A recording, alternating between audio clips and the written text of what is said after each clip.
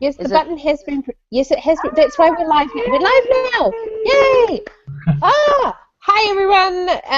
It's Kiwi welcoming you to You're a Wizard, Harry, which is today's topic for Movie Club Strikes Back. And since we are running a wee bit late due to a few technical issues, I say we just jump straight into it and see who we've got today. Hi guys, my name is Mette. You might know me as the very, very drunk Danish person that normally moderates these hangouts, but today I am just a normal Harry Potter fangirl who is going to try not to say everything and anything about everything related to Harry Potter. You can find me anywhere at Mette Medicine, Instagram, Twitter, YouTube, and yeah, I have my Gryffindor cup ready, so let's do it. I am Liam. I am Scottish. I love long walks on the beach, and I am here. Lies. What? You don't even know. I might actually like walking on the beach. Yeah, yeah, I do YouTube videos, and now I'm on the Hangout, so I'm not very good at intros. So professional sounding. I know. Hi, I'm Jared. I also go by Handsome Quacker. Sometimes I do YouTube videos. I promise to make them, and then I slack off.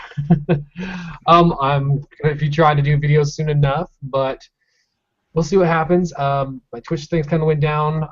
Some technical issues, but hopefully I'll be back soon enough. And I decided to come hang out because it's Harry Pothead.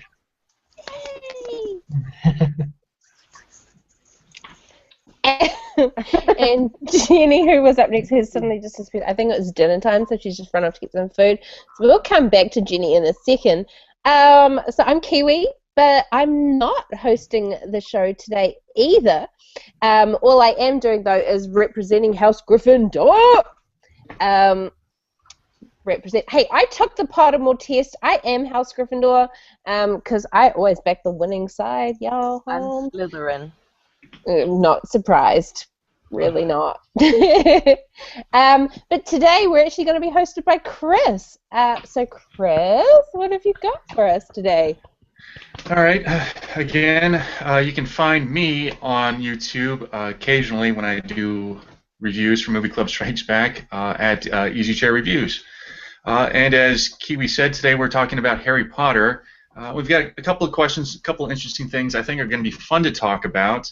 But before we do that, I see that Jenny's come back, so we're going to let Jenny introduce herself really quickly, and then we'll come back and start off on the questions. Jenny? Hello, I'm Jenny. I'm Jenny on YouTube. I'm also Luna Lovegood. I put down my glasses somewhere. And I have food, so I'm happy. So if you see me stuffing my face with food, that is why. Anyway, back to you guys. Okay, so I think it's fair to say that with 8 movies and 7 books, you know, Harry Potter has been a pretty big social event. It's impacted a lot of cultures across the world, particularly movie culture. And I think it's interesting to talk about these because, you know, if it has such an impact, you know, there's obviously a reason why. And there are a lot of, not just, you know, big fans, but fanatical fans about this series. So to start off, I just kind of like to go around and talk about everybody's kind of favorite movie moment from Harry Potter franchise, whether it's a particular scene or, you know, maybe something you just think of when you think of the Harry Potter movies, you know, what it is that kind of typifies that for you. So I'll go ahead and start off, and I think part of it, again, just looking at a particular scene, is in The Prisoner of Azkaban, the confrontation scene in the Shrieking Shack, where you've got, you know, Harry, Hermione, and Ron, and they kind of finally confront Sirius, and Remus is there, and Wormtail's there, and Snape shows up. It's one of those kind of final exposition scenes that we kind of associate with the Harry Potter franchise, again, because a lot of those movies, they're trying to solve some mystery, and in that scene, in that Shrieking Shack scene, a lot of the stuff from that movie is kind of revealed, and we get a lot of setups for kind of the continuing story, but it brings a lot of it together. And then, you know, we get a lot of important characters in that scene. Again, Sirius and Snape and Wormtail, and powerhouse bunch of actors between Gary Oldman and David Thewlis and Alan Rickman. That scene's just really fun to watch, and it's really powerful because those actors are really great. So to me, that's one of those very important scenes. And it's really well done, and of course the director Alfonso Cuarón did it excellently. So that's one of those ones I like to think of. So let's see who else wants to chime in on that. I'm going to jump straight in. Nah. I bet you. Gryffindor for the win, Holmes. For me, I think any scene that Alan Rickman is in absolutely steals it for me, no matter what. I have such a big love for Alan Rickman, and I could not picture a single other person playing Snape. But oddly enough, though, if I was to take any Snape scene out of it, I think the scene that is actually probably one of my most favorite scenes is actually like watching. Well, it's kind of like an evolution of scenes, but it's watching the evolution of Neville Longbottom as opposed to Harry Potter or anyone else. For me, he was the character that had the biggest growth, and just watching him actually come into his own was just freaking awesome. Never have dodgy bully sweatshirts looked so cool. Yeah, the thing I always liked about particularly Alan Rickman's performance is he was never afraid to go subtle. A lot of actors feel they have to go big, but Rickman, didn't mind, underplaying Snape, and I think that was a big part of his character. So yeah, that's a good one. Liam? Well, my favorite part, the scene that comes to mind whenever I think about Harry Potter is it's the big fight between Dumbledore and Voldemort in number 5. And that's not just because I'm a guy and I like fights in a movie or anything like that. It's not like the simple way of looking at it. It's because for the first time in the entire saga, you get to see exactly how expansive the magic is in that world. Like beforehand, it was just a set list of spells taught to you by the teacher at school, or just a handful of spells that they've learned throughout the time. In this, you see 2 master wizards just not even saying the name of the spells. Like, you don't even know where the fight is. Like, at one point, Voldemort's casting a thing where all the glasses come down, and then all of a sudden, Dumbledore turns it all to snow, and then at one point, he's in a big bubble of water. It's crazy. And, yeah, it just shows off how expansive the magic can be.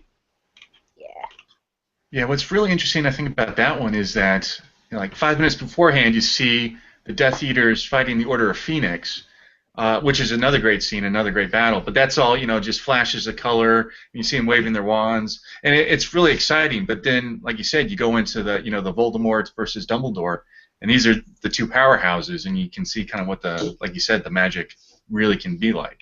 Yeah. So yeah, it's good. Meta? I think mine is maybe a toss-up between 2 things. The first being the first time when Hermione, Ron, and Harry are friends. After they defeat the troll and Hermione defends them, she takes the blame. The spark that lit that friendship.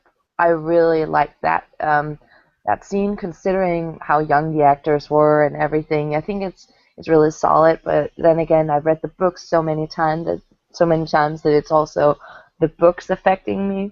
But the one thing that I love the most is the scene, which I don't know, are we supposed to call spoiler alerts on any of this? Because I'm probably going to spoil the heck out of this shit. I think it's a given. It's going to be a spoiler-intensive hangout, so. Yeah, exactly, but I'm like... Fight in number 5, so we're fine. Yeah, we're going to spoil the shit. This scene in, I can't remember if it's movie 7 or 8 because they split it weirdly, when when Snape dies, basically, and you get the whole story arc of Snape, and you understand what he's been through and how he saw the whole relationship with Lily and how he's seen Harry, and you basically understand what he has been going through the last 20, 30 years and how he is as a person. And I think that really tied his story beautifully to Harry's, and just it made me appreciate him a lot more, and I liked how they did that in the movie. So that would be my favorite. Yeah, Snape is one of the more interesting characters. I mean, there's a list of great characters, but Snape is really well developed, and I think he was really well done. Well, I also think that Snape is really well done in the books too. So I think that, like, Alan Rickman is a fantastic actor, but he also had something really, really great to work with, something he did amazingly. And I think, if I remember correctly, that J.K. Rowling actually spoiled, or let Alan Rickman in on what was going to happen with Snape before they started filming those movies. So it could influence kind of the way he approached that role, which was kind of interesting, but I think it really worked out. Yeah, that was pretty genius on her part. She also did it with Hagrid too. Same thing. She gave them insight into their background a little bit, and they played with it. They did really well. Sorry, I don't want to skip anybody. Go ahead, Jenny. Even though she's eating. Oh my God! I've just seen your lower third, Jared. Yeah, that's right. Gryffindor is going to take your Slytherin ass down. No, I'm Slytherin too. I'm Slytherin too. Yeah, and guys for the I win. think I'm a Hufflepuff, but I'm taking on the persona of Ravenclaw just because Luna's awesome. Yeah, so in terms of like scenes that kind of hit me emotionally, that in the films kind of got me slightly more than they did in the books. Like the two emotional ones that really get me are Luna, when she first gets introduced, she has a couple of scenes with Harry, like the Thestral scene and the scene right at the end where she's finding her shoes. And those hit me in my heart place. Aww.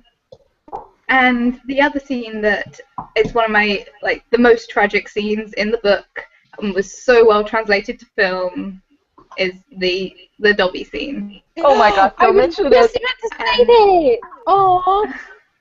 Of the so ones hard. that had the emotional impact. Blimey. Yeah. Aww. Yeah, they're just beautifully shot, and the animation in that is just so gorgeous. And it makes such a complete character, just and you're the like, phrase yeah, that Dobby. he uses. I like that Dobby was done so well, even in the early films. The animation for him. Not to say the animation wasn't good at all in that time, but just like the effects held up, and were constant between all the films for Dobby. It's not like a drastic improvement like for Yoda. It's like constant quality. And the other scene that really got me, it was really odd because it definitely wasn't in the books, but the dance scene in the last or the second to last film between Hermione and Harry, where it's just this friend moment where they just it's weird and awkward, and it just kind of I buy that relationship, and it was a really sweet character moment that isn't in the books at all. But yeah, sorry, I'm done talking now. I'm gonna eat some more. No, that is that scene with Hermione and Harry dancing in the tent. Like you said, it's not in the books, but you can almost picture that kind of thing happening during that journey, and they really kind of did that well because you can see they're just kind of having fun. They're two friends, and then there's that moment where it could take that turn, and Hermione walks away from it. So again, I think it was a very intelligent decision on the part of the filmmakers. Let's see, who's next? Is it Me. Well, I have one more favorite scene from Harry Potter, that stands out for me as a favorite, but it didn't stand out to me as a favorite until after I watched them again, also after the Twilight movies came out, because how many other people cheered when Edward Cullen finally got it in Harry Potter? I was like, fuck yeah, kill him, dead. So, again, that wasn't so much because of although it was actually quite emotional the way it was done. 'Cause up until that point, you hadn't seen huge amounts of really good emotional reactions from Daniel Radcliffe while he was sort of acting, and it was he was good, but he wasn't and that was sort of the first time you really saw that kind of real, just really good emotional sort of gritty acting almost from him. But yeah, then there's also just the woohoo, Edward Cullen dead. He died, and it was good. Yeah.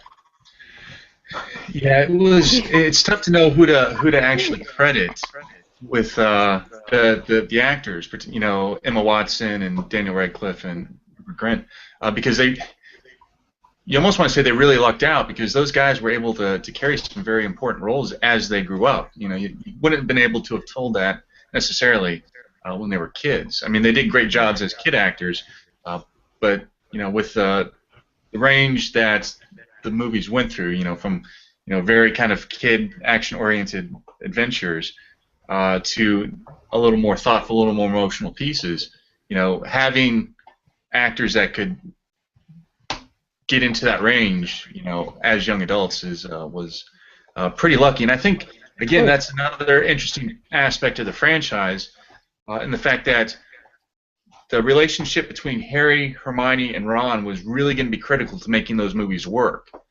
And it did. I mean, those were some other of my favorite scenes when you just see Harry, Hermione, and Ron kind of hanging out and being friends, because you had to buy into that relationship, and I think was a particular strength of the franchise in general. And that's kind of the next topic I'd like to go into. What are the actual strengths and weaknesses you think the movie franchise had?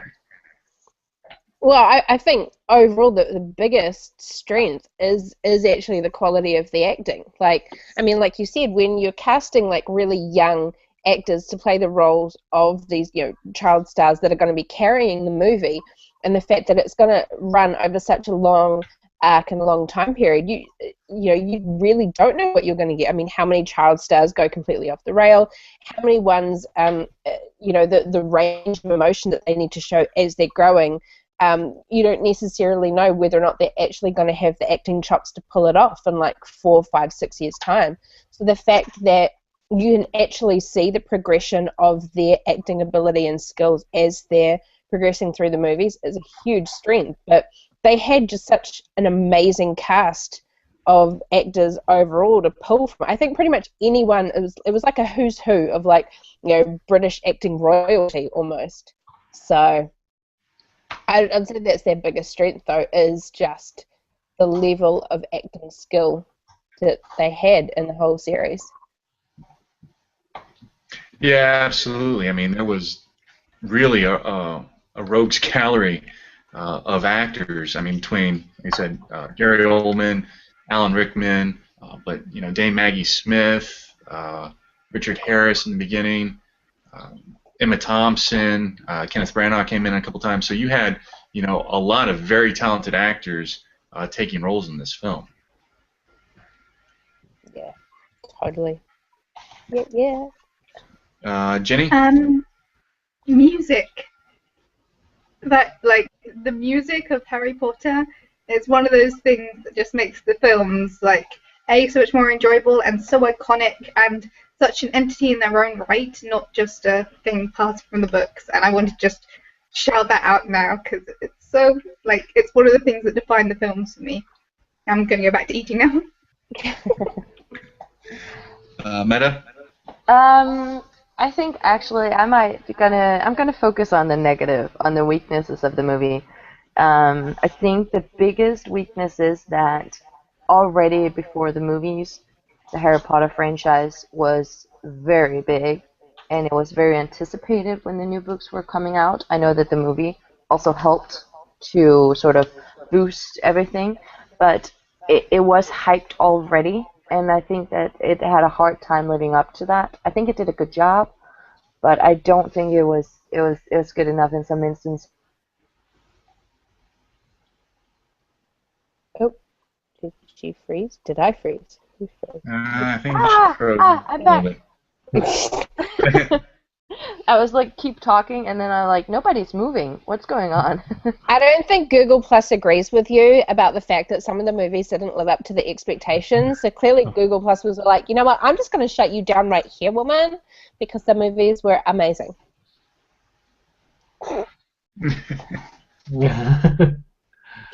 Google Plus don't want to hear your argument, girl. I'm so annoyed. I'm so annoyed. You were in the middle of a point when you were cut off. I know, it's so annoying. And my internet is usually so good. Okay, Now I'm okay. scared to Now it talk. sounds like she definitely is. Now I really do think she is speaking like Parseltongue. We're all just like, hello. Kiwi, I mean, did I you have think, something else you want to say? yeah, well, I mean, I definitely agree with Jenny on the music. Like the composers and the actual score of it was pretty freaking incredible. But I did have another point, and I got so caught up in like Meta's Parseltongue that I've now completely forgotten what it was. Oh my God, Well, no. one Oh, of the oh, strengths. I remember. No, go ahead. Oh, sorry. Okay, I think one of the biggest strengths of it was, and I mean, the thing is, it's not just for the movies though as well. It's definitely of the overall franchise, so the movies and the books as well. Is that it's just got when J.K. Rowling wrote it, she wrote in like an amazing lore and history into the books as she did it. Like she captured a whole entire world, but not in a way that was overly preachy or spending too much time sort of delving into the history and the lore and the build up of it so that you lose the action. But the fact that there is just, and you know, she's able to go back to it even now and look at writing additional books or doing movies and things based on it, is because it has such a well-established lore there in it that it made the fact that, you know, this is a movie about a boy who finds out he's a wizard and magic is real, and yet it didn't feel camp or cheesy or completely out of place. It still felt really believable. I mean, look at the number of people that are still waiting for their letters from Hogwarts to come, and that wouldn't happen if it hadn't have been such a well-established and well-built-up franchise. Jared? That was good. I'll still focus on a positive too, and for me, it was the tone. You can definitely tell, like the beginning, just kind of going out, even off the directors. I think 1 and 2 was done by Chris Columbus, and he's known for like the Goonies and type stuff, like the coming of age films. And then throughout the whole series, it gets darker, especially what is it, the Goblet of Fire, especially when he dies at the very, very end. That was like the turning point. That's when things started getting really gritty. And that's what I really liked about it. I liked that you grew up with these characters, and okay, yeah, when you're kids, everything's kind of fun and playful, and nobody really got hurt. And then next thing you know, somebody starts dying. By the time we get to the very last movie, even the very last book, there are so many people that just get killed. It really shocked me, and that's a good thing. I feel most movies don't really have that shock value nowadays, and these are like main characters that are getting killed off. I mean, I'd say Dobby, we have Hedwig, been with us since the beginning. Dobby was with us from the second one. All these major characters that followed us just ended up dead, like in the very last one. And I don't know. For me, that was the biggest thing, is the tone of it, the growing up with it. That's it. Yeah, it was a really good thing. I mean, a lot of authors, you know, fall in love with their characters and they hate to lose them. You know, George R. R. Martin kind of being the exception to that. But J.K. Rowling, you know, Sirius, Dumbledore, you know, Remus and Tonks. I always forget if it was Fred or George. It's bad. But one of the twins. But yeah, she wasn't. She knew that. It kind of makes sense realistically, because if you're involved in a war, people are going to die, and she wasn't afraid to go there. Meta? Hopefully I can speak without my internet freezing up on me. But just quickly, the books are so detailed, so big, and for example, book 5 is massive.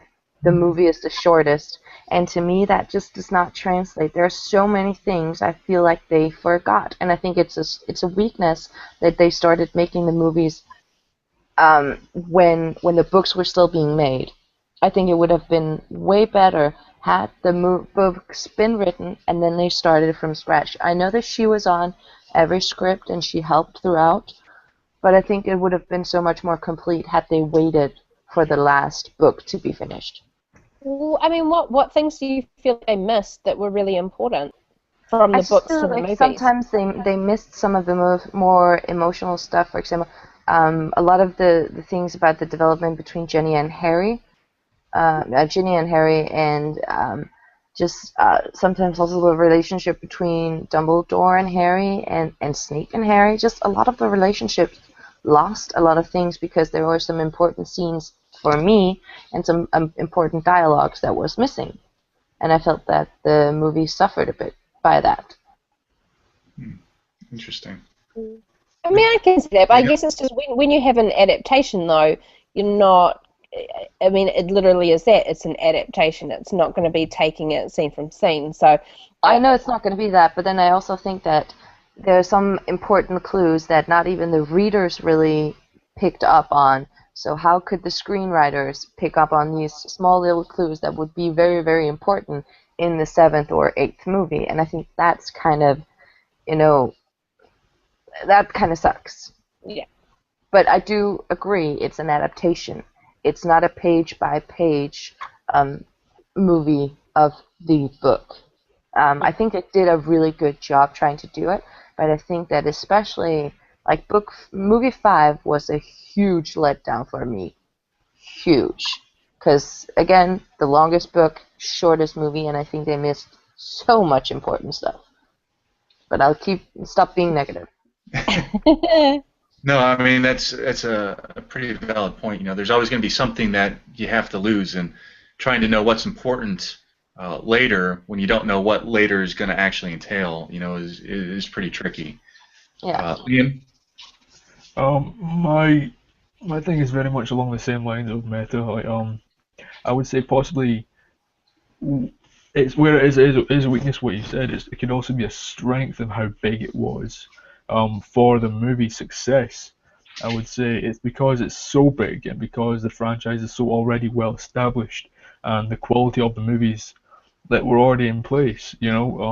People were always gonna go see this film. There was always going to be a huge audience for these films, and yeah, I think that there's almost, whereas you all have favorites and least favorite Harry Potter films, there was always this set quality with each one. Most franchises, there's always like a drastic drop or drastic incline of quality between films. With most of these films, I think they kept a steady level of quality, which I quite liked, even though there are least and most favorite ones out of them. Yeah, that's true, and that ties into kind of one of the strengths I saw, which was that you very easily see that there is a Harry Potter franchise within the movies. You know what a Harry Potter movie is going to look like because they all kind of look the same. I mean, there's some sort of mystery that Harry, Ron, and Hermione have got to solve. There's something kind of not quite right going on within kind of the subtext of each individual movie. You know what a Harry Potter movie is about, and it reflects kind of through each and every one of them, which kind of, as an audience member, you know what you're going to do. You know what to expect when you go into a Harry Potter movie, and I think it was very well done throughout the production team. So that's my 2 cents. Jenny, you want to chime in? One of the things I really liked about the films in comparison to the books is the books have comedy moments, but they're very hard to, like, it's very different taking humor in a book to humor on film. And the film does do the comedy moments very, very well. Like, I know it's Lily's favourite Meta, but the comedy in the book, in the 5th film, is pretty good. 5th and 6th film, like, Rupert Grint is hilarious, and all of the relationship and teenage drama stuff, because it's agonizing in the book. You're like, this girlfriend is just so annoying. Why won't she just grow up? And yet bring it to screen and bringing that same level of awkwardness, but just actually making it laughable was delightful. And things like in the heist on the Ministry of Magic, where they do the Polyjuice Potion, the way that is presented in the film, where it is really serious moment, is this really, they're going in and doing their thing, and yet still has a lot of comedy value thrown in, which isn't in the book at all, and yet you're watching it, you're like, yeah, this is fun to watch. These guys, like the adult versions of the child characters, are hilarious. And they're, again, famous actors, and it's mostly due to, as he was saying, great actors doing a great job. Yeah. Anyway. I feel like I'm speeching and not actually having a conversation. Kiwi, did you want to jump in on something? Yeah, I did. Firstly, I forgot to say at the beginning before we started that because we are streaming live on YouTube at the moment, you can comment on the YouTube videos, and we will see if you have any questions. Let us know. Also, same with the Google Plus Hangout. So, just a bit quick hi to McYoungin's son, who's following along and watching. I love him on YouTube, and he's brilliant. And so he's just commenting on the YouTube channel right now as well. So, hello. But on the point that Jared brought up earlier about the tone of the movies and how we actually see them sort of progressing as the books go along, that is one of the things that I really love, not only about the movies but the books as well, and that she realized that when she started writing the first book, her readers were very, very young. And as the books were slowly coming out over time, obviously her readers were growing up with the books, and it was reflected in the tone of the books, which then likewise is reflected in the tone of the movies. And I think it's really well done. I like that when quite often you get a lot of young adult type writers who kind of forget that fact that, you know, people who found their books at the beginning when they were quite young are growing up as they're reading the books, and they don't progress sort of that tone of the books and stories as they go. And I think I froze. Yep. I froze. You're good. Oh, I didn't. Yay. Woo! Well, I agree, actually. I like the fact that the tone of the movies switch. But it was kind of shocking when you go to see, for example, movie 5, how different the whole setup sort of is. And I like, for example, Jared, he just shared with us the evolution of the Warner Brothers logo in the movies. And when you see the 8 logos, it's just stark the difference between the first one and the last one. And I like it because it was a story that needed to have a progression like that, like a dark progression, because it could not just be happy-go-lucky Harry Potter solves a mystery in every single book, because people would get tired of that shit. And I remember I started reading Harry Potter when I was 10, so I followed it along the entire curve, basically along with Harry, almost, reading the books.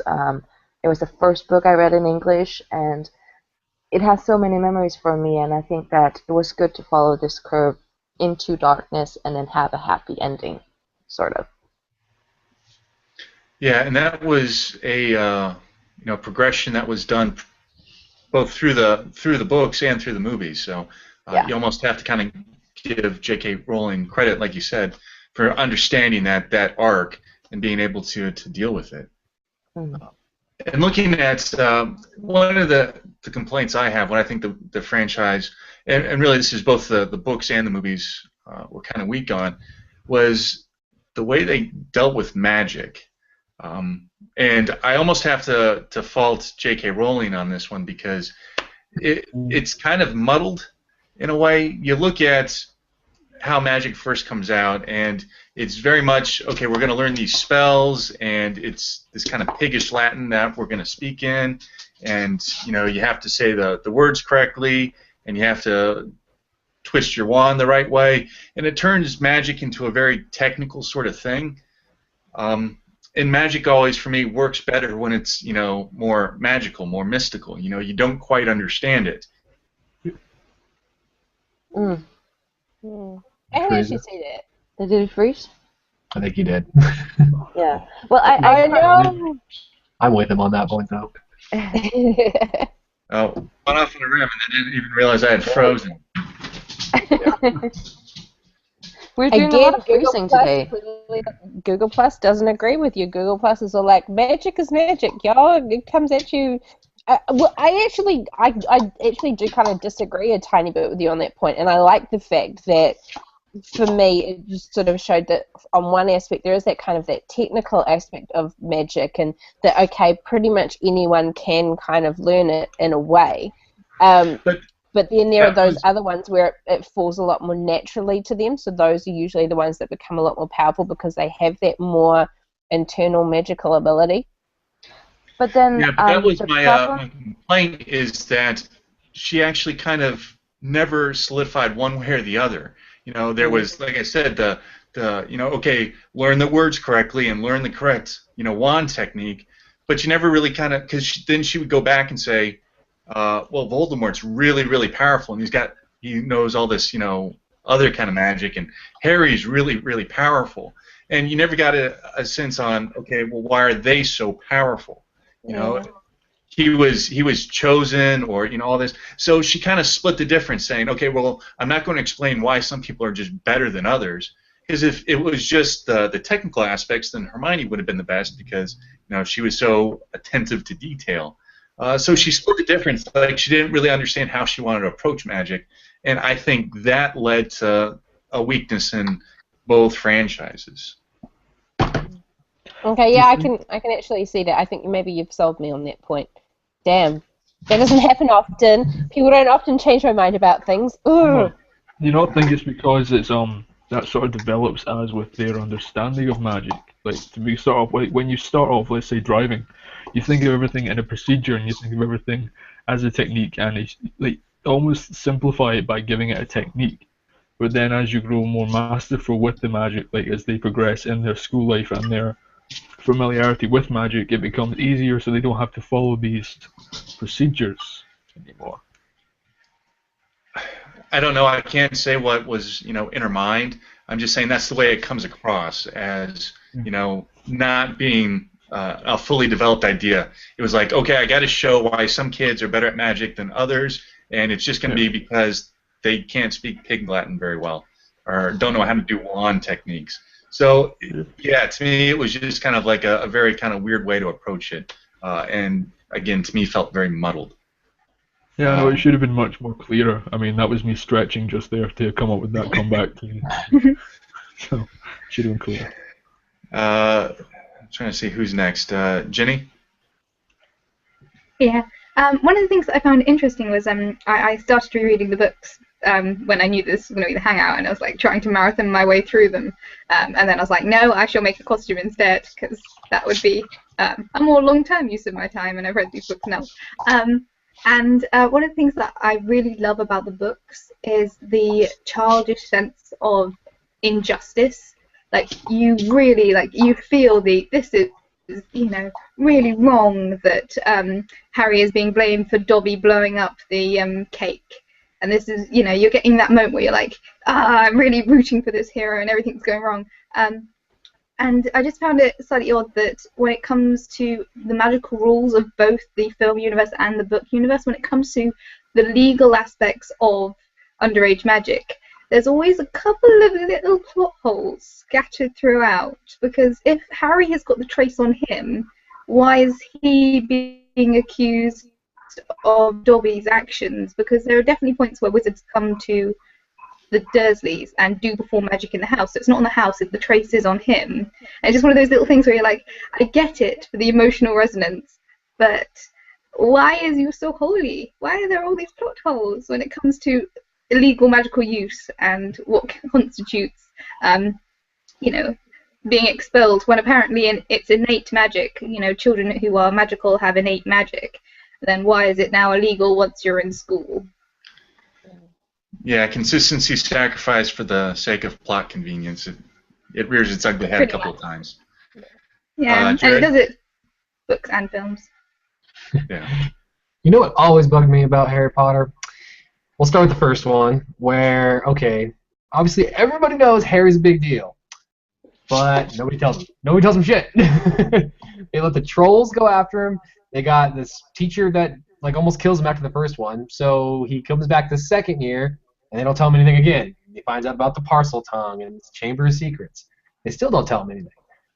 And it kind of follows that pattern for a while, where they treat the kids like kids. They don't want to tell them anything. They're trying to protect them, and it's like, these guys always seem to get in trouble. I never understood why somebody just didn't take them aside and say, hey, this is what's going on. And I feel like they kind of skipped over that a little bit until, the last movie brings it back for me, because McGonagall comes in and blasts Snape, and she says, you guys got to pick a side right now, and it's your life on the line too. And I think that's what really brought it for me. It's like, okay, she's not treating them like kids finally. She's treating them like adults. She's treating them like wizards that they are. It's like, okay, some people are going to die, but if you don't help, we can all die here. So that was kind of a gripe I had with going into the first couple, but I think it fixed it near the end. And that kind of goes along with the same thing with your magic, of who can do it better and why they can't do it in the civilian life and they can do it in the wizardly world. So I don't know. It's kind of pick and choose from there for me. But I'll let somebody else go. Well, I feel you on like the weaknesses and stuff. I think the biggest like thing that always kind of griped for me is that, okay, it's awesome. They're what, like 10, 11 years old or something when they get their letters and they go off to like Hogwarts or all the other schools and then stuff. But do we never see them learning like, like Muggle history or like algebra or, doing like actual like useful skill things that they are going to require? So basically all of these wizards who are like super powerful and have all this magic have like, the schooling levels of a freaking 10-year-old. And it's like, unless they're going to live 100% in like a wizarding type world and not try and like actually be out there in the real world and just, keeping that magic sort of up to the side, they are dumb as shit because they didn't get no schooling. They just, like, they learn all about like herbology and like, defense against the dark arts, but like, every time I watch the movie, because I've not read the books. The books first came out when I was like 17. So I kind of missed the kind of boat a wee bit on the book. So I'm going to go back and read them, but I need to buy them as a whole entire set because I'm weird and OCD and I don't like my books not to match, beside the point. But yeah, it always bugged me when I was watching the movies. And I'm like, where is the algebra? Where is the English literature? Where is the basic science that is not magic related?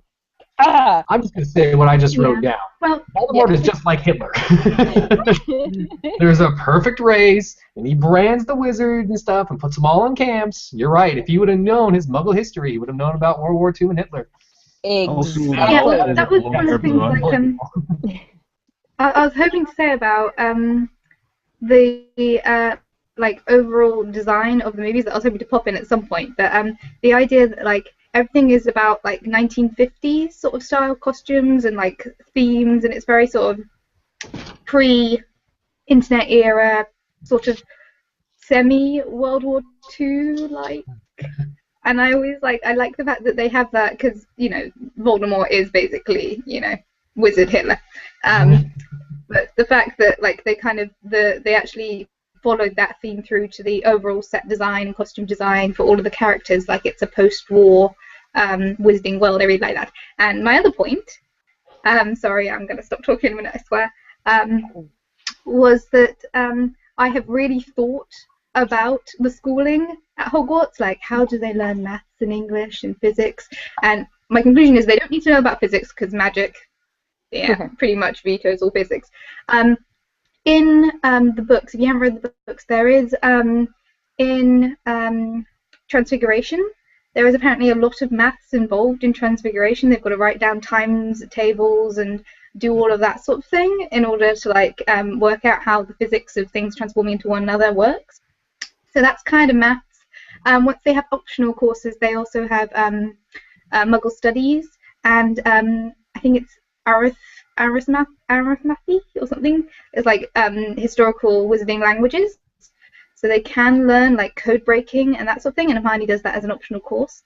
And then there's history of magic, so they do learn like, and there's a lot of essay writing. So I think they have to have good literacy skills because they're constantly reading, constantly doing essays, constantly getting marked on those essays, which I'm sure do spelling errors and all of those things. Like I'm sure all of these teachers are just, you spelled this wrong. Don't you know how to spell flubberwort? Like, check your spelling. And it's all handwritten. Like, they can't use spell check, so they're probably using a lot more just basic, regular language use than a lot of actual teenagers would. And I've thought about this way too much because it bugs me too. You're sitting there waiting for your letter from Hogwarts to come out, you, Jenny. I know. I am still waiting for my letter for Hogwarts. I got to 12 years old and like, maybe they forgot me last year. Oh. Okay, anybody else have any particular strengths or weaknesses they want to bring out before we kind of move on? Well, just kind of trying to bring it back to the whole magic thing. I know that one thing I've discussed a lot with my dad, for example, was the fact that in the beginning she's very, very strong on this whole thing about you need to learn how to pronounce the spells, and in the end it's just like, nope, you just do whatever with your wand and shit happens, like a snake flies out of the end of it or sparks fly and stuff.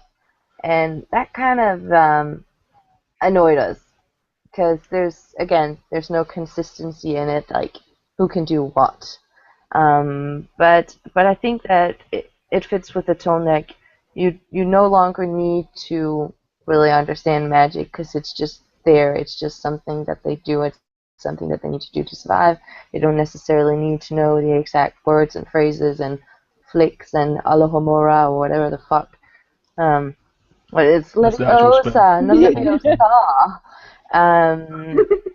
because it's not important then, because it's all about survival. It's all about who is gonna flip their wand the fastest. So I think that it sort of fits, but it's been bugging me and my family for a while. The fact that, you know, all of a sudden nobody needs to say anything in order to cast a spell. Yeah, there was a piece, I remember, they did talk about that. I forget which book it was, but, they had a class on learning how to use spells without having to actually say the words. So they kind of It was like an advanced course. Yeah. Which kind of, and again, as we were talking earlier, adaptations, particularly from one medium to another, from books to movies, there's always something that, gets left out or altered for the sake of turning, making a successful movie. But was there anything, particularly for those who have, read all the books, was there anything watching the movies that you thought, wow, they really nailed that? I think they actually did it better than it was in the books, or anything you saw where it was, and they really screwed the pooch on that one. That was just not at all the way it was supposed to be. Snape dying. Snape dying is the ultimate well done part of the movies to the books for me.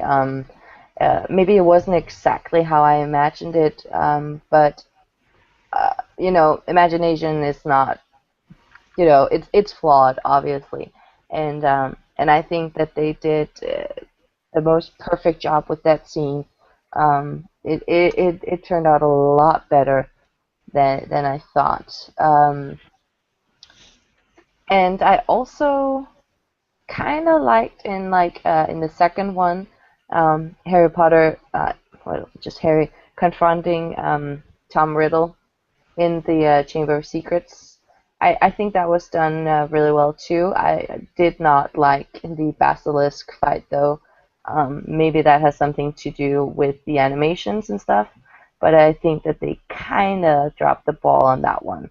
It just was not as powerful and as intense as I read it in the books. So I think that was probably my there's when we get off air, there's going to be tons of these that I'm going to forget, and I'm going to be like, damn, that one and that one and that one. But off the top of my head, that's the one I'm thinking. Yeah, it's, there's always something. For me, Chamber of Secrets was, the weakest one in the franchise, but not just because of the Basilisk fight. Jenny? I have a couple. One, like in terms of character development, Seamus Finnegan. Like in the books, he's a very, very minor character. But in the films, it starts with him burning off his eyebrows in the first one, and then by the last film, he has that hero's moment. And you're like, oh yeah, he needed that moment, and it's awesome, and it really helps define his character, especially with his relationship with Neville. And it's just one of those things where you're like, as an on-screen presence, he has much more of a presence than he did in the books, and that was fabulous. And I just that scene where everything explodes and you're like, oh yes, yeah, awesome. Like other moments I really like, even though in the books it is a big hero's moment for Hermione, in the film she actually gets to punch Malfoy rather than slapping him, and I give kudos to girl punches anytime. I just like the fact that it was like a full-blown like smack in the nose, and that was awesome. And I'm going to stop talking because it's Meta's turn. Oh no, it's just because I remembered what I really, really, really hated from books to movies and what wasn't there. The story of, and now I'm Percy Weasley. The Yeah. one brother that is Older like, brother. yeah, and he goes to work for the magic for the ministry, and he believes that Voldemort is not coming back, and he basically leaves the entire family. That whole emotional breakdown of the Weasley family and that whole tragedy that they have in the family about him, I think they dropped the ball on not including that because yes, Yeah. the Weasleys were sympathetic people. Yes, we love the Weasley family, but that was just such a huge part of the Weasley family story for me that I felt they really, really screwed themselves in not including that in some way. Yeah, I totally agree with that because that was one of those things that I think they kind of replaced what would be that really good emotional subplot with the destruction of the burrow. Like when they did that in the film, I was like, where do we go from here? You've destroyed the home place, and they have to like quickly do like we rebuilt it between films because we need it for the next book, and that was I think one of the complications they got from not having all of the source material in place. Similarly, not developing Creature, who is Yes, such an important yes, character. yes, yes. Oh my god. Not developing Winky, who is, I imagine, would be an absolutely horrendous on-screen presence, but I love her to bits. And there's just a couple of things where you're like, if you had all the source material in front of you from the beginning, there would be slightly less issues. Like I will always have a problem with we need more Ginny time, so she's going to be the one that hides Ravenclaw's tiara thingy. So it means that then it has to go full-blown psychic connection in the last film so that Harry can find it. And it's one of those ones where I'm like, I get that you need more screen time, Ginny, but why would you be there at this point? Yeah. Sorry. And I Medray. agree about I'm sorry, I agree about Creature so much that made me so angry when they cut out that huge important story with them preparing to break into the ministry. I was furious. Yeah. Sorry. No, again, that's you have to credit the filmmakers, or at least sympathize with them because there's so much out there, and they got to look at okay, we only have 2 to 2.5 hours to fit an entire book in there, and something's going to end up on the floor, and all of it's really good. So again, it's just being economical with what time they have. So yeah, it's tough. Liam. One thing I think that the book did, no, the film, sorry, did slightly better than the book was the non-human characters that were actually developed on. They made the emotional connection with them quite. I don't know a lot stronger, but they're a little bit stronger in the films like Fox, the Phoenix. That's his name, right? The Phoenix. Yeah. Yeah, and Dobby, and the Griffin, and all that. Like all their scenes that, sure, I was worried for them, and when I was reading the books, I was caught up, but they managed, like, the scenes with Fox were such, I think they had a lot more of emotional impact for me than they did in the books. I don't know if that's the same for you. What do you think? I think they really built Fawkes' presence really well. So every scene he's in, he has his big musical cue, and like it is really well described in the books. And I did have that kind of like ooh feeling, but it's more on the nose. And I do like Buckbeak. I've got to give points. That character is so much more developed than in the books. Yeah, but yeah, it's just little things like that I really enjoyed. Yeah. I wish there was more house elf representation though. Like they cut out the main plot lines of 2 of the main house elf characters and then completely ignored all of Hermione's house elf representation things, which I don't really mind because I understand that they needed to cut something, but I really hope they do more house elf representation in Fantastic Beasts because I feel like it's needed. Would make sense. Yeah, there was no spew in the movies, so whatever. No spew. and Kiwi has no idea what we're talking about. I know. I really need to read the books. They've been on my to read list for a really long time, but I can't find I don't. I'm such a snob. I'm like I don't want to go rent them from the library, and I don't want to just download them as ebooks. I want to have them, and I know I'm gonna enjoy them. Like I've read little bits and pieces of them here and there, but I'm such a book snob that I'm more like I need to find the perfect versions of them. But I need to have a full matching set because I can't have books that don't match because it drives me insane, and then I have to get rid of all the ones that don't match and then buy new ones that do match because I'm really OCD about books. So for now I just have to console myself by watching the movies all over again. Well, there's some treasures awaiting you. You won't know what you've experienced until you've experienced you. I know. I did start reading the first book, and I guess because at the time when I first started reading the first book, I think I was about 22, and so it was written for quite a young audience, and so I did struggle with that a little bit in the fact, I could see as the books progressed on, I could see how, the actual writing style had evolved as well to match the people that it was being marketed towards, but, the first one does feel very, very young in comparison, which I do sometimes struggle with. It's very cartoony. Yeah, and it's like, okay, I know I just need to get past this bit to get onto the rest of it, and then I'll be happy. And it's one of those few times that I hate the fact that I'm as old as I am, because I would have liked to. It's the types of books that I would have loved if I was that age when they first came out, and I wanted to be one of those people that grew up with reading those books as I was growing up, and that really feel like they were speaking to me in that aspect. And it's so it does make it a little bit difficult to go back and enjoy them. Plus, now that I've seen all of the movies quite a few times, sometimes it is more difficult when you've seen all of that before going back to the source material. But it's going to be an interesting exercise, I think, when I go through them, and I'll power through them pretty quickly. Yeah, with the books, I didn't. Again, obviously, the first one came out when I was in college, so I didn't start reading them until years later.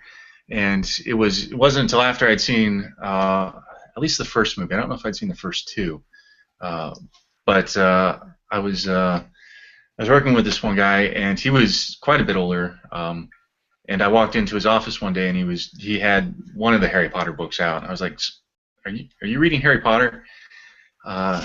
He's like, "Yeah." We were in Afghanistan at the time, but the reason he gave is, he read the first book or two with his kids, and then got hooked on the story himself. So he kind of wanted to see how things turned out. So he started, just reading the books. And at that point, I was like, you know what, I can get into this. So that's when I started reading them. Oh, I can't wait to jump on them. All right. I'm gonna change the order of the questions just a little bit because since not all of us have read the books, it's going to be harder, I think, to answer some of these questions. So what I am interested in is looking at the fact that this is a very long-standing franchise. I forget exactly when the first movie came out, but it was several years. We obviously saw Daniel Radcliffe and Emma Watson, Rupert Grint grow up in these films. There was 8 of them. But throughout the franchise, although they had mainly the same actors, there was a couple switches throughout there. There was a string of different directors. But what I'm curious to hear everybody weigh in on is, do you think as a whole the franchise really held together as a series? Was it easy to kind of see or connect with one Harry Potter to the other as the movies came along? I think that they held together surprisingly well. I think that it actually helped a bit that they had all different directors, because all movies were basically so different, and you had such an evolution in the tone and the darkness of the movies that it needed a new, fresh perspective for every movie, and I think that's what helped it a bit. With such a franchise, it's going to be difficult no matter what not to say that that's a Harry Potter movie, because it's going to be about Harry Potter, and you're gonna know that Snape is gonna be in it, and Dumbledore. You know all the characters that are gonna be in it. You know, as you talked about earlier, Chris, what the movie is basically gonna be about. And so I think that even though they switched directors, the story is so easy and recognizable that it doesn't hurt the flow of the movies that it was different directors. What I thought hurt it was the fact that they chose, I love it, but they chose to split the seventh book up into two movies, which, you know, I have some quarrels with the fact that you split one book up into two things. But it worked. In this case, it worked. But yeah, I think they worked together perfectly. Kiwi?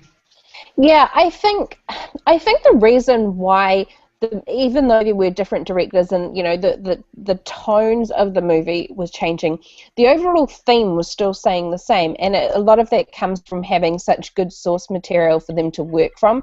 So it's not like each director could come in, and although they had some freedom to interpret the source material slightly differently if they needed to, they've still got a source material that they need to work with, and the person who wrote that source material and had the whole entire story arc planned out and knew what was happening was there to ensure that those points stayed the same, and that's why they seem to connect really well. And I mean, you do definitely see the difference in the tones and as it progresses, but it's just more because the story itself is progressing. So having the different directors didn't pull the movies off in completely separate, different directions.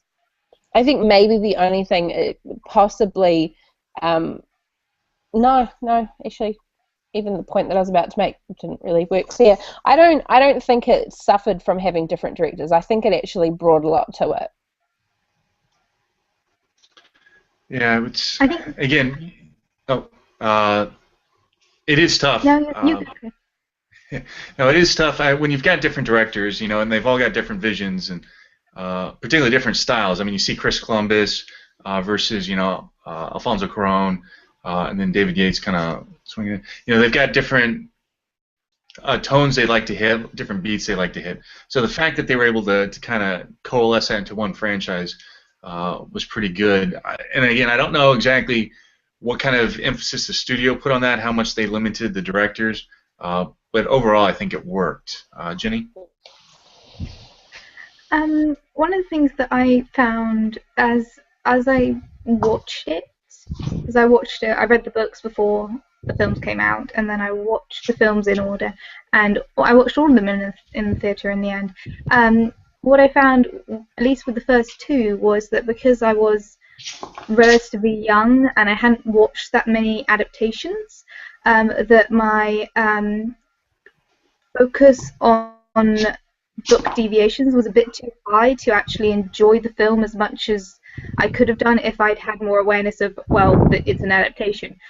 So I can remember being infuriated that little things got missed out, like Mr. Dursley buying the shotgun and Harry's eyes not being blue, being green, and really little things that really shouldn't be important, like the magical taxis in book 2 that take everyone to the Hogwarts Express, and like tiny little things that as an adult who has watched a lot more films since, I can go back and be like, oh well, that totally makes sense, that's completely muted. But at the time when I was experiencing the films for the first time, I remember loathing it. And being like, this is an abomination on the books that I love. And then when I got to about the third film, I started to get it, and I could actually enjoy them in their own right. And then by the time I got to about the 6th, 7th book, it was its own emotional investment. It's a very different emotional investment to the book franchise, but yeah, it was one of those things that it's a very different viewing experience from when I first started watching it to when I finished watching it, not just because each film changed, but because I changed. I agree. Yeah, and I think part of that again goes with, you know, the growing of the audience. You know, again, the kids who went and saw this movie, and I use the term kids, although it probably applies to some of you, who saw the movies, you know, when they first started coming out, you know, again, kind of grew up with them.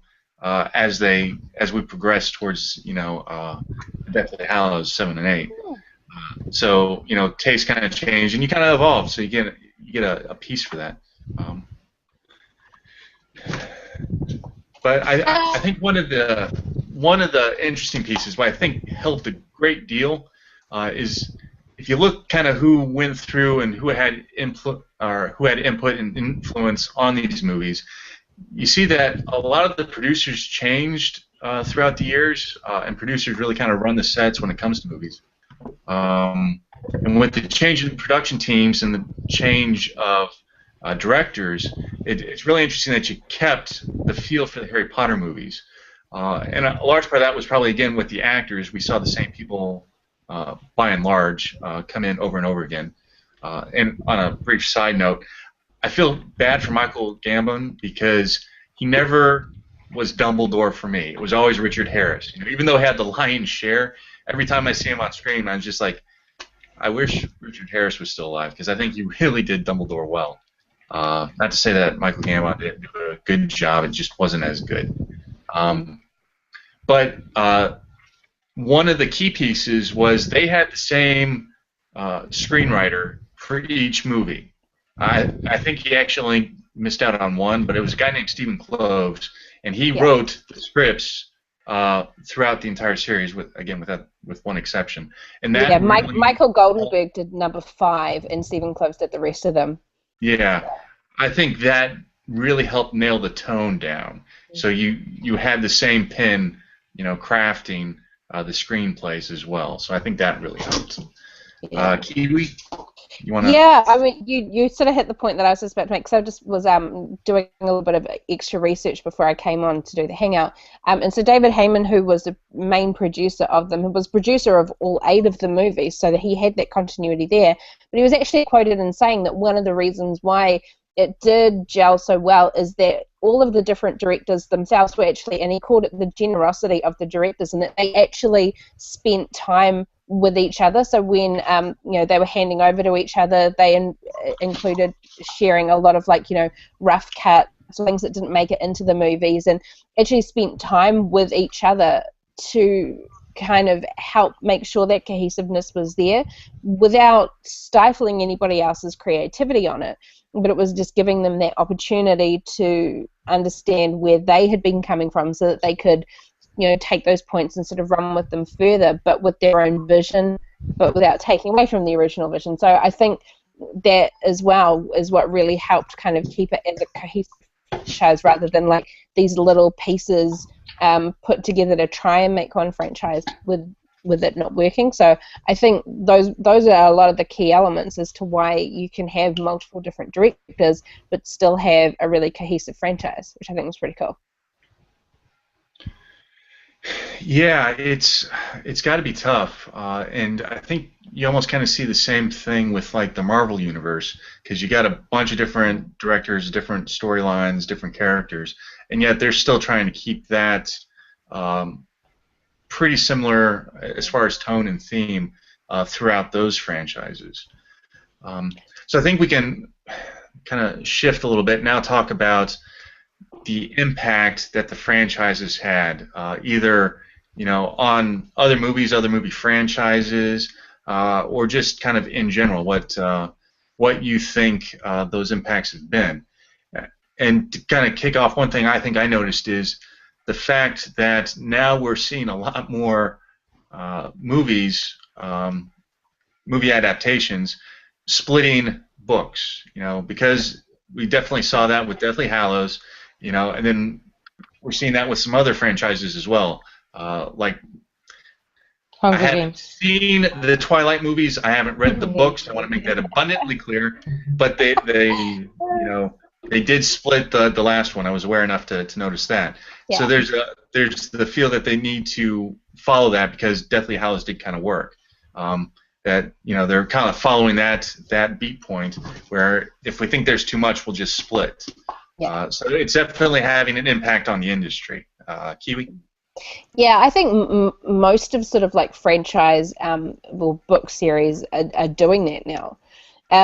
But just from the pure Harry Potter point of view, it's kind of just it was kind of one of the first really big like pop culture type franchises that I can remember sort of from around about my time and my era that had the impact. And I see it every single time because I work every year at the Armageddon Pop Culture Expos that we have in New Zealand. And we actually recently just had Ivana Lynch, who played Luna Lovegood, come out for last year's Auckland show. And at the time, the guy who played young Harry Potter's dad when they showed the flashbacks at school. And I remember sort of thinking, oh, you know, Harry Potter, that was ages ago. And I could not believe the number of people that was showing up for her panels and, you know, could talk in such massive, in-depth detail about it. And so it's kind of had that impact. Not looking at it from like an industry point of view, because it has had that impact there. But it's such a well-known franchise that you've got movies like there was that Jim Carrey movie Yes Man, where Rhys Darby was throwing like a Harry Potter party, and it didn't seem out of place. You could kind of see it happening in real life, and it just, even all those little in-jokes they were making, like, I've never read the books, I've seen the movies, but all of those in-jokes could totally get them all, and it's had that kind of wide mass appeal. Like, you know, my husband was 100% not the target demographic when the books came out or the movies came out, yet he could probably quote a crap ton of stuff from Harry Potter. So it's had that kind of pop culture impact on top of the actual industry impact that it's had. What about the performers themselves as far as career launching?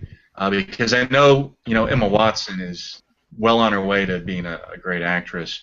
And we'll see about Rupert Grint. I know he's done a couple of things, but, you know, do you think like Daniel Radcliffe is going to suffer the Mark Hamill syndrome? Do you think people are going to always associate him with being Harry Potter and he'll just never work again? Yeah, Well, he's got a new film. His best straight away. Sorry. Yeah, he's done a couple, and he did a few smart things, like when he did the play, was it on Broadway? Naked Play. Yeah. So it was what was it? Equus? Yeah. I think it was. Equus, yeah. Yeah. So I mean, he started making some smart moves, but at the same time, he did a really, really funny guest appearance on Extras. Oh my god, Ricky Gervais's TV show, and was actually mocking his whole Harry Potter thing and the fact that, you know, he's kind of known as that child star. And I think the ones that take that sort of approach to it are the ones that do kind of come out of it on the other side. Okay, he's always going to be known as Harry Potter, but I think he's made enough smart choices that he is sort of avoiding the Mark Hamill trap. I don't know if Mark Hamill at the time, you know, when Star Wars and stuff came out, made a lot of the right choices to help combat that sort of stereotype effect. But yeah, I think of a lot of the child stars, I think one of the things that they have in their advantage that, you know, people who fall into iconic roles when they're a lot older, is that, you know, he was a very young child, and they all looked so different when they started and they were going through Harry Potter as to what they're starting to look like now. So they're actually growing out of that look that they had, and that's what a lot of it kind of comes down to as well. Yeah. Well, I know that the film he's working on at the moment is, I think it's due to come out in the next month or two, is a horror movie, completely rated R, featuring, I think he's like the son of the devil or something. So it's like a psychological horror / comedy. I've only really looked at pictures. I haven't even seen a trailer yet. But yeah, that's definitely trying to distance himself from the perspective of what his character could be. I think they will all manage to step away from their typecasting, because I know when they were actually, you know, going through the films, they still went to school, they had tutoring sessions, they put a lot of effort, the production company and the directors and everyone involved with the Harry Potter franchise put in a lot of effort, knowing that they were going to be growing up with these children in the industry, to make them well-rounded and healthy. And they put in a lot of effort so that they have a very good perspective on social media and just media in general. And considering only one of them came out with alcohol issues, and has since, said that they are done with their alcoholism and they are healthy and happy and moving on. I am very impressed. So I don't think that any of them are going to have problems in the industry if they try and break into the industry, because they've all become exceptionally good actors because they've been trained so well, and they've all seem like well-adjusted, healthy human beings, which is a lot more than most of the people in the movie industry can say, especially people who got in there so young. So I would look forward to their future work. I think Harry Potter is so impressive because it's, I think, the first time 7 films in one franchise have been successful together. Is there anything really to compare to that? No. Nothing that comes directly to mind. And yeah, I'm sure if these guys wanted to pursue careers like Daniel Radcliffe and what have you, hanging out on set again with Gary Oldman and Alan Rickman and Dame Maggie Smith probably didn't hurt at all. I think it's going to be a wealth of knowledge that hopefully they take advantage of. Yeah, I actually think the ones that are probably going to suffer the most, like, not so much like the Daniel Radcliffes and the Emma Watsons, but it's people like Evanna Lynch who played Luna Lovegood, because it was such a defining character type thing, and it was so out there, and it was very difficult to sort of look at her and picture her as anything else, whereas Daniel Radcliffe and Emma Watson especially do just look so everyday normal type person that it is quite easy to see them being able to fit into another role. Like even one of the Weasleys, I think he played Bill Weasley, well, he was one of the twins, was in a movie with Bill Nye and called About Time, and I loved the movie, watched the movie, didn't even realize that he was one of the Weasley twins until the end of the movie, because he was just so every person looking. It's the ones that are kind of quite defined in those roles because they have that really natural quirky look or that quirky vibe that was naturally a part of who they were, that they brought to the character, are the ones I think will suffer the most from it. And she's really the only one that I can think of, because I can't actually think of another thing that she's done other than Harry Potter. I think, honestly, that, Daniel Radcliffe will always get roles. He will get roles because he is a phenomenal actor, but I do think that he will always be Harry Potter.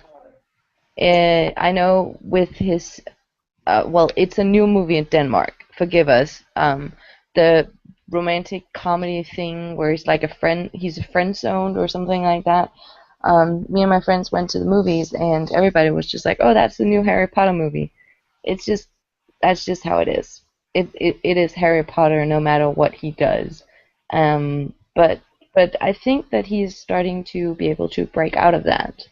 And he will, no matter what, be successful. He's a great actor, so I have no doubt about that. I had doubts about, for example, Tom Felton.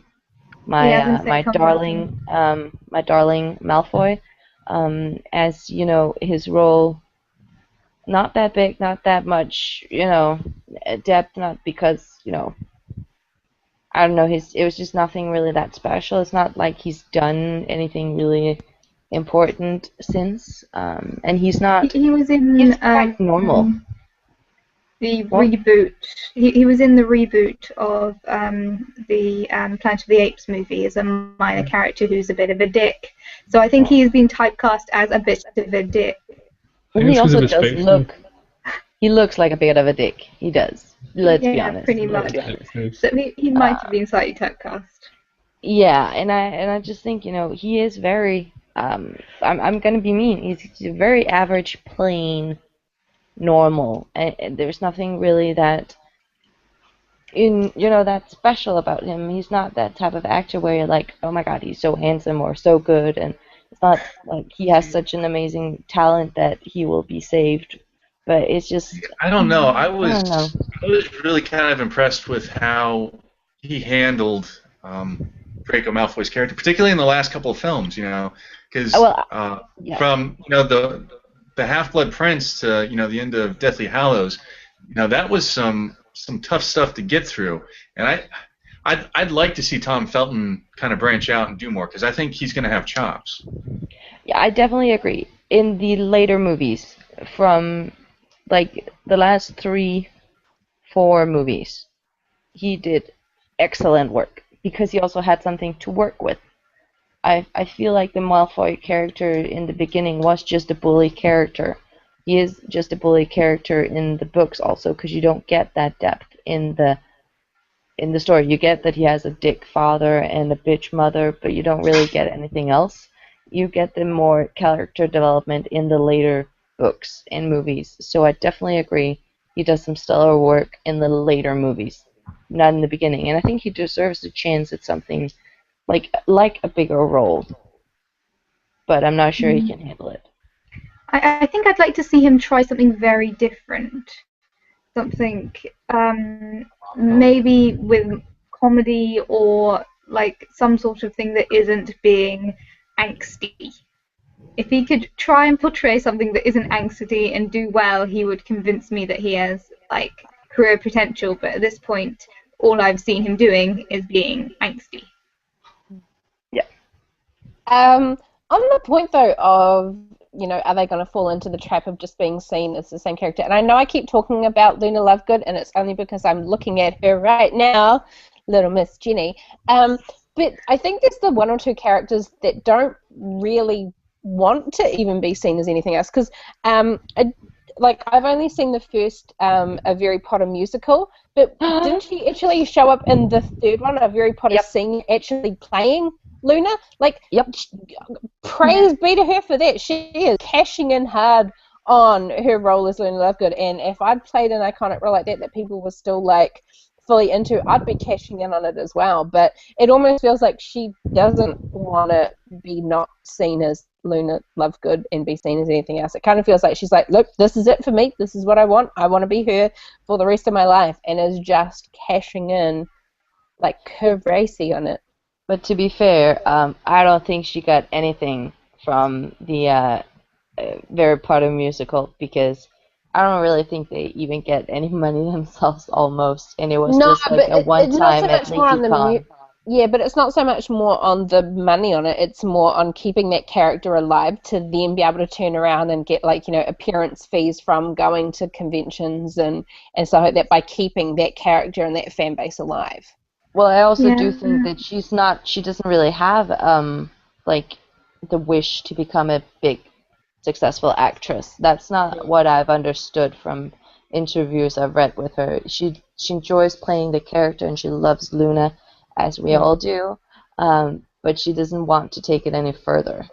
Yeah, she's done a few other things, like a few TV things and the odd movie here and there by the looks of it, but yeah. Luna's kind of an interesting movie character in that all of the other young actors got cast and then kind of molded into the characters because they didn't really have they could kind of create the characters based from the actors that they thought would be best in the roles.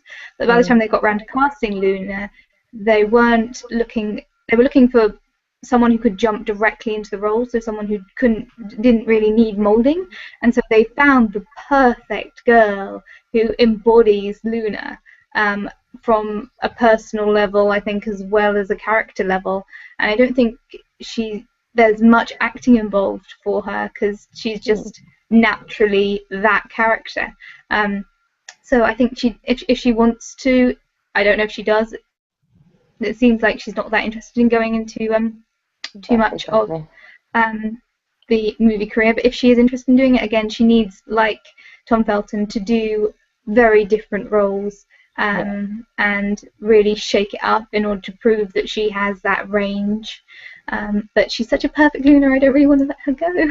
Well, didn't she get the role because she had a really bad, she had anorexia or something, and she actually met J.K. Rowling before they got to the point of casting Luna Lovegood, but she was a huge Potter fan and read all the books up to then and actually said that she believed that she was Luna and, embodied that character, and, when it came time she really wanted to play her. And there was something like J.K. Rowling said that she, written in a book or something for her when she said something about like beat your anorexia, and gave her like some big inspiration and stuff for it, and that's what kind of like pushed her to get better and really do well, and then that's how she ended up auditioning for the role.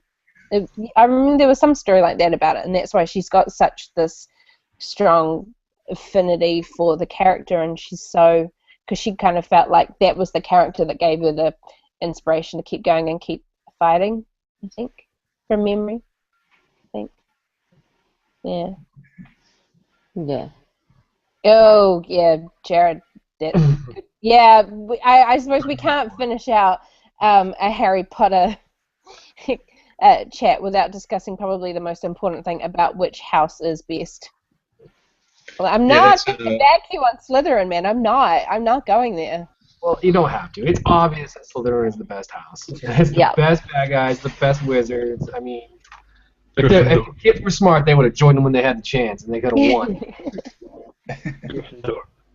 Like, I do have that whole issue, though, with the fact of, because Slytherin had that reputation, like, and had it for so long, it's like, you almost feel like any kid from the Sorting Hat on their first year that got put into Slytherin, it's like, cool, so why don't you just create a bad guy? Because you're putting them in and you're basically telling them you are going to be a bad person.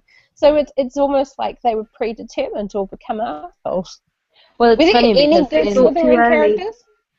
In the books, they have obviously, like, the Sorting Hat has the song and the poems about each house, where they describe basically what the house is about. So, for example, Ravenclaw is for the very smart and stuff like that. And I think that,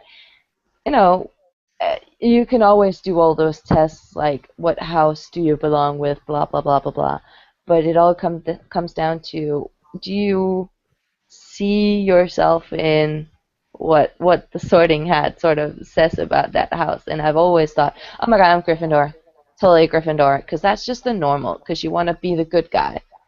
But honestly, Slytherin, it has been branded as a bad thing. It's not necessarily. There's just some bad apples. There's the bad apples everywhere. They've got a snake on the logo. You got a snake. Thank you. But they've got a snake on the logo. It's no good. No. Yeah, but Snape was a Slytherin, and he turned out to be a pretty good guy. I mean, at the end of the day. Thank you. Well, there's like two things that I think, Kiwi, this might slightly go over your head, but again, it's not really featured in the films. The Sorting Hat song, which it doesn't put a negative light on Slytherin. If you actually read what they're saying that they're smart and they're cunning and they're impassioned and will get what they want because they'll try really hard.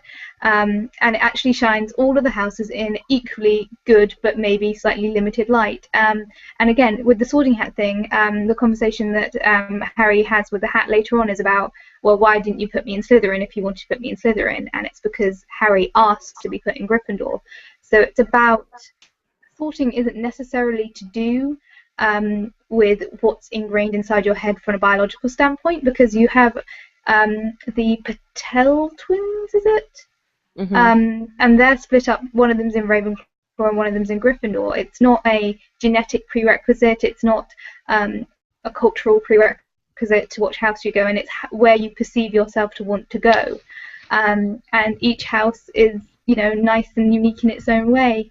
And I like that concept. I've got a question for the book readers then. Are there any characters, and obviously because, J.K. Rowling wrote the book, so she knew all the characters, so she knew where to put them, but are there any characters that you personally yourself feel were perhaps put in the wrong house and should have been put in different houses? Hermione. Yeah, right? Hermione should have been in Ravenclaw. Yeah. Ravenclaw all the way for Hermione. Yeah. So why do you feel then that they put her in Gryffindor?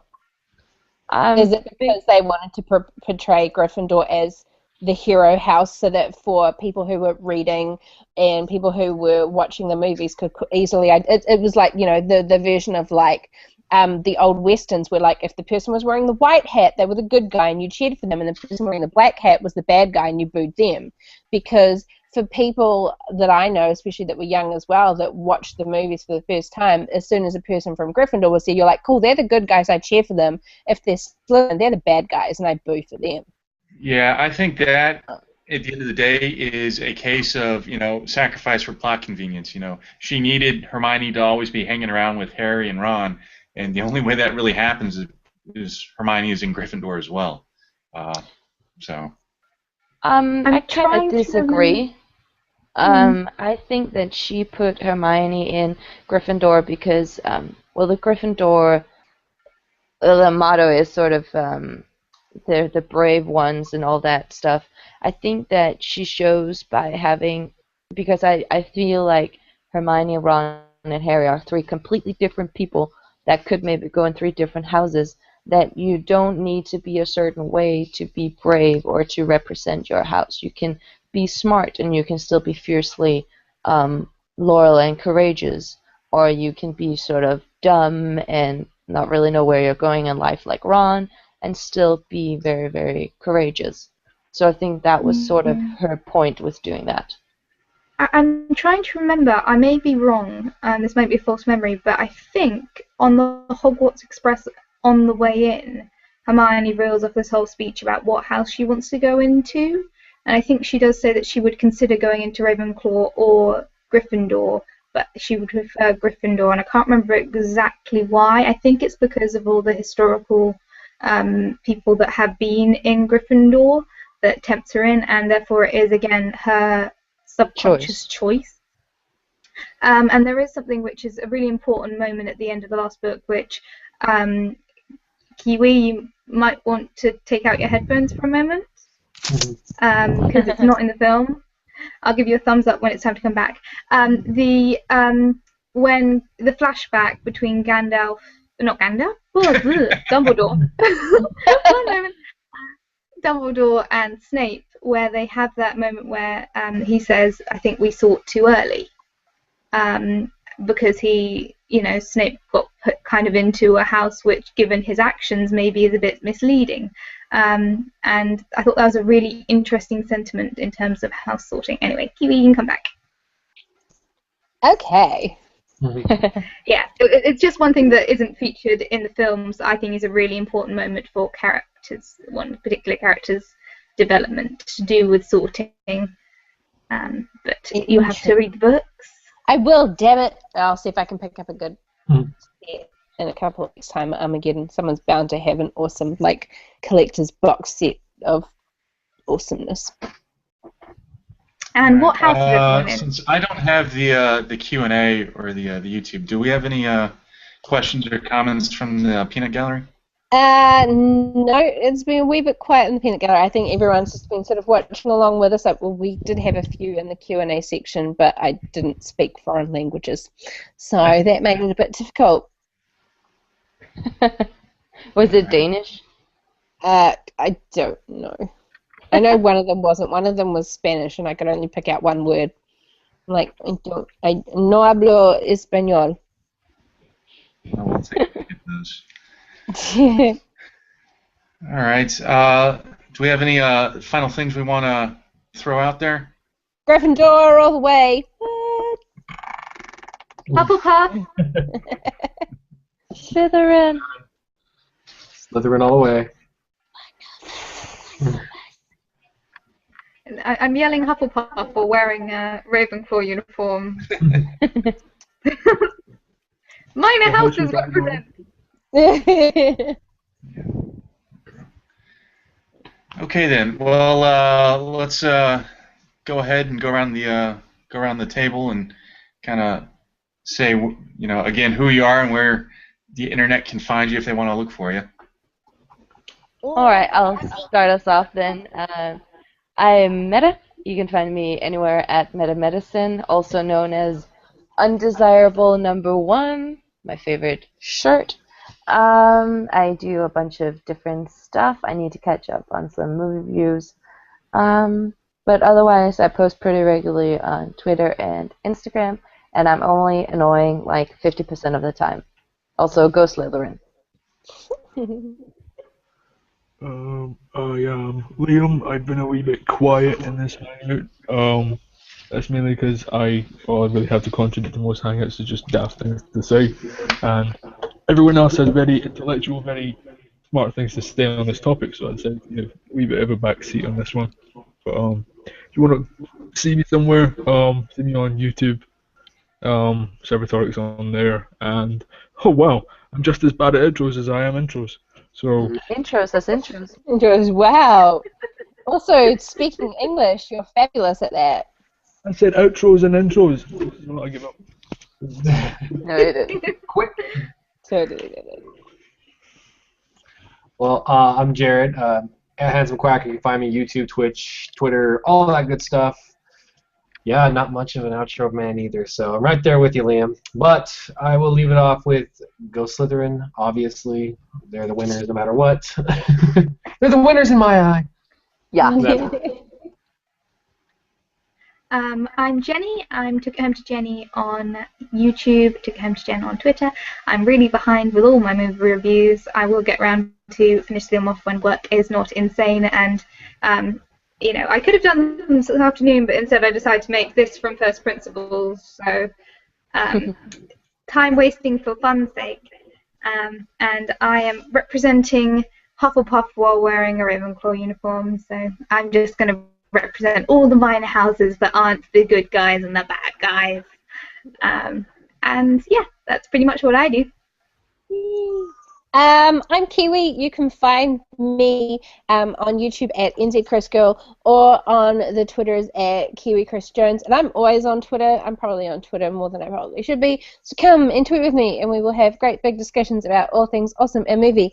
And yeah, Gryffindor. I got my Gryffindor cape on. And yeah, down with Slytherin. And I am Christopher. I have been your somewhat moderator for tonight's hangout. So thanks for putting up with us. Next week we'll have another great hangout, so come check us out then. And until next time, go ahead and check out the Movie Club Strikes Back channel and see all the reviews these lovely people do. Yeah. All right, howdy guys. We will see you next week. Slytherin, Slytherin, Slytherin.